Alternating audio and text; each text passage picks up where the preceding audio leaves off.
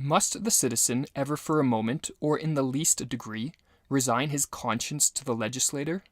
Why has every man a conscience then? I think that we should be men first, and subjects afterward. The only obligation which I have a right to assume is to do at any time what I think right. These words, penned by Henry David Thoreau in his great work Civil Disobedience, express a sentiment that is all but lost on the majority of people today. In the private sphere, it is normal for people to use their conscience to evaluate the morality of an action. But when it comes to the things demanded of them by their government, unquestioned obedience, with little thought as to the right or wrong of the action, is the norm.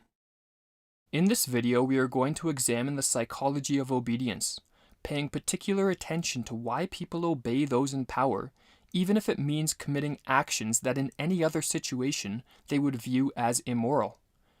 We will also examine disobedience and how it acts as a crucial counterforce to the rise of an oppressive government. Obedience can be defined as performing an action not because of a personal desire or motive, but because one is commanded to do so by someone in a position of authority. Obedience can be extremely beneficial in certain circumstances, such as in the relationship between a child and parent, or in the adherence to laws which prevent aggressive actions such as assault, theft, or murder. However, in other cases, obedience can result in the most brutal of outcomes. Even a cursory glance at history, wrote Arthur Koestler, should convince one that individual crimes committed for selfish motives play a quite insignificant part in the human tragedy, compared to the numbers massacred in unselfish loyalty to one's tribe, nation, dynasty, church, or political ideology. What this sad fact of history suggests is that humans have a strong tendency to obey those in positions of power. Sigmund Freud recognized this, stating that we should never underestimate the power of the need to obey. Like most of our defining characteristics, this need to obey is part instinctual.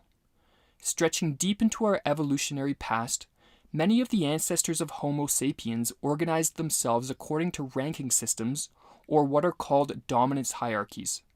Survival in a dominance hierarchy requires the ability to make distinctions between rank and recognition of the permitted and forbidden actions based on one's rank.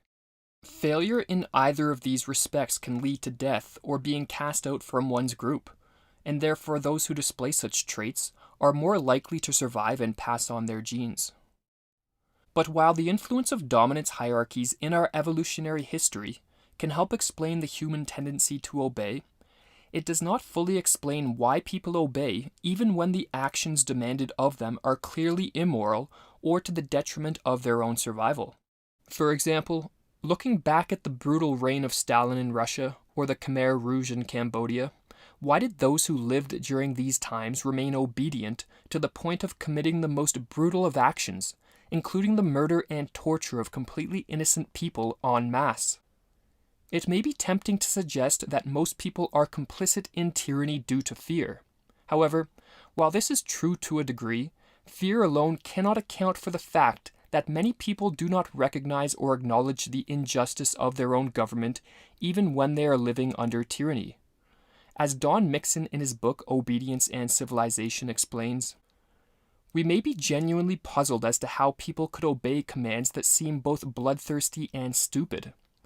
Puzzlement can vanish when we realize that in the eyes of their perpetrators, the hideous crimes of history are not hideous crimes at all, but acts of loyalty, patriotism, and duty. From the vantage point of the present, we can see them as hideous crimes, but ordinarily from that same vantage point, we cannot see the crimes of our own governments as hideous or even as crimes. Michael Huemer, in his book The Problem of Political Authority, suggests that the existence of certain cognitive biases can help account for this inability to recognize the injustice of one's own government. One of the most prevalent of these biases is the psychological phenomenon known as cognitive dissonance, as Huemer explains. According to this widely accepted theory, we experience an uncomfortable state known as cognitive dissonance when we have two or more cognitions that stand in conflict or tension with one another. and particularly when our behavior or other reactions appear to conflict with our self-image. We then tend to alter our beliefs or reactions to reduce the dissonance. For instance, a person who sees himself as compassionate yet finds himself inflicting pain on others will experience cognitive dissonance. He might reduce this dissonance by ceasing to inflict pain, changing his image of himself, or adopting auxiliary beliefs to explain why a compassionate person may inflict pain in this situation. The existence of an oppressive government produces many situations where dissonance can arise, as people are frequently required to take actions which conflict with their personal beliefs of right and wrong and their images of themselves as good people. An extremely common trigger for dissonance in the modern day arises from the requirement to pay taxes to fund government activities which involve things that one views as unethical. Examples could include the caging of drug users, the bailing out of crony capitalists, the fighting of wars, or the mass surveillance of one's own citizenry. In other words, paying taxes, along with the knowledge that this money is being used to fund programs and activities which one sees as immoral, can generate cognitive dissonance. To deal with this dissonance, some people will change their beliefs regarding the beneficence and necessity of a centralized state. But a more common way to quell this dissonance is to adopt justifications to excuse these government actions, or to avoid sources of information which trigger awareness of the immorality stemming from their own government. In addition to cognitive dissonance, another psychological bias which contributes to the human willingness to obey even a tyrannical government is the status quo bias, which is the powerful tendency to see the beliefs of one's own society as obviously true, and the practices of one's own society as obviously right and good, regardless of what those beliefs and practices are.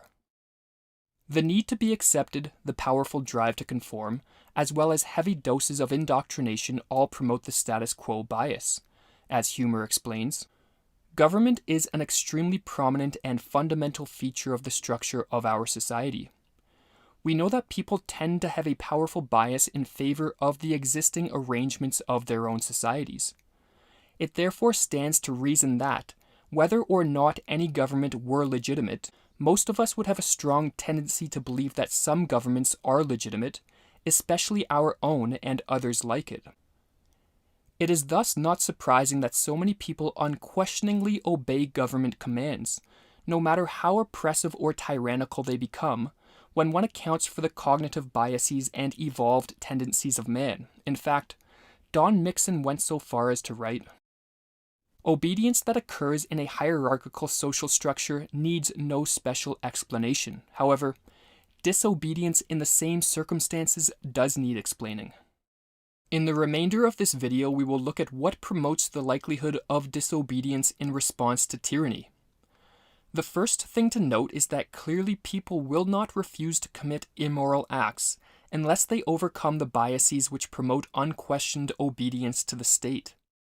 Self-education and ridding oneself of the false beliefs that result from years of indoctrination and excessive propaganda is crucial. Only by doing this can we loosen the grip which pernicious ideologies have on our minds and instead, as Thoreau recommended, use our own conscience to evaluate the right or wrong of an action. People are also more likely to disobey the tyrannical commands of those in power if they lose confidence in the capability of their rulers. This could potentially happen if increasing numbers of people came to realize that societies are far too complex for centralized government control to be effective. However, loss in confidence is more likely to arise due to the sheer ineptitude of politicians, which makes it increasingly difficult for people to place any faith in existing government institutions. An additional factor, especially relevant these days, which impacts disobedience relates to the degree of surveillance in a society.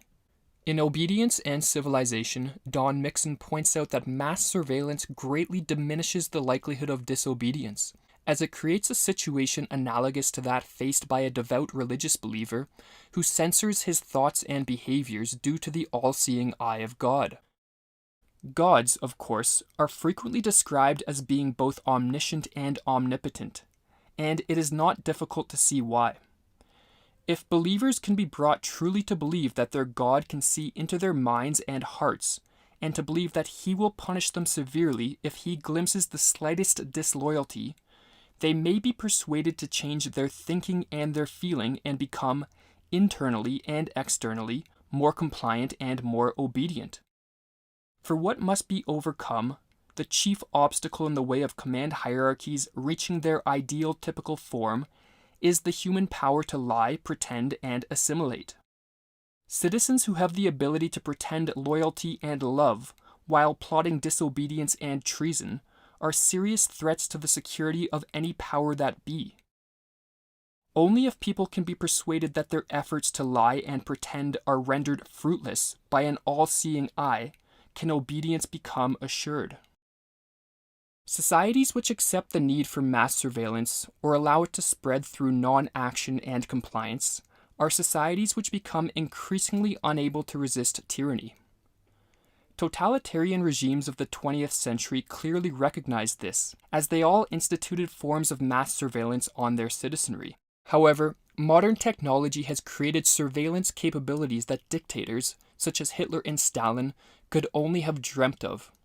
As these technologies are put to use, a prison of the mind, so to speak, will be constructed. Realizing that so much of one's life is being monitored, the surveillance capabilities of governments, like an all-seeing eye of God, will make thoughts and behaviors favoring compliance and conformity the norm. While the tendency to obey is certainly a prominent feature of man, there are always a brave few who, in the face of corrupt power, are willing to stand up and refuse. Those with the courage to disobey are not only protectors of freedom, but, as Erich Fromm suggested, individuals who move a society forward. Man has continued to evolve by acts of disobedience. Not only was his spiritual development possible only because there were men who dared to say no to the powers that be, in the name of their conscience or their faith, but also his intellectual development was dependent on the capacity for being disobedient. Disobedient to authorities who tried to muzzle new thoughts, and to the authority of long-established opinions which declared a change to be nonsense.